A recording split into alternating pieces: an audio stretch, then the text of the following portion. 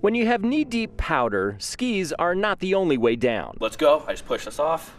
And then I was absolutely terrified at how fast we were going before we even hit the jump. Mason Noyce was in the back seat of a friend's new inflatable kayak that launched off a jump on Sun Valley's Proctor Mountain last February. It's not often you see a boat fly. And then I started thinking about, like, man, we're still in the air.